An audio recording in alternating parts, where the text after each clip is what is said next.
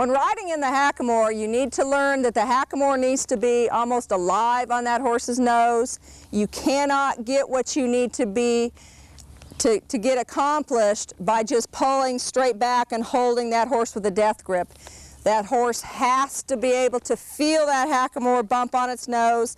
Otherwise, it's just like pulling against a log, and the horse has no concept that you're even pulling against it. The same thing will come true in the bridle or the snaffle, but not near as quickly as it does in the Hackamore. When you're riding that Hackamore, you need to make sure you're bumping that Hackamore instead of having that steady pull. Otherwise, it's like riding a horse in a halter. It's not the way it's designed to be used. This horse needs to be bumped right and left, and bumped down and bumped back, not steady pull.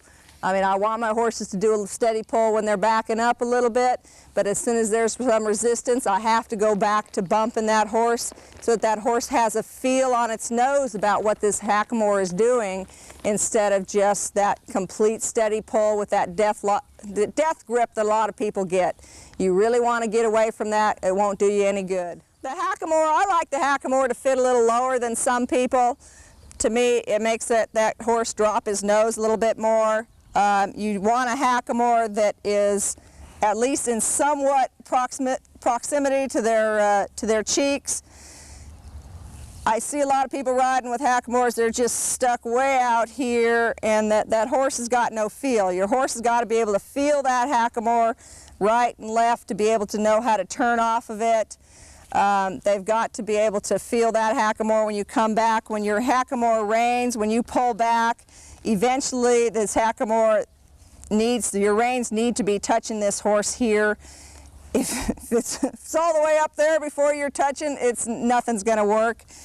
You just have to try different Hackamores on your horse. They're a lot bigger diameter than this is what I usually start a horse in. Then I go to a little smaller diameter the second year for just a little bit more bite on that horse once they've been ridden in the Hackamore a while. The reins that we use with the Hackamore are horsehair reins. These are made out of mane hair, which are a little softer than the ones that are made out of tail hair. That's what I would suggest, that really saves your hands.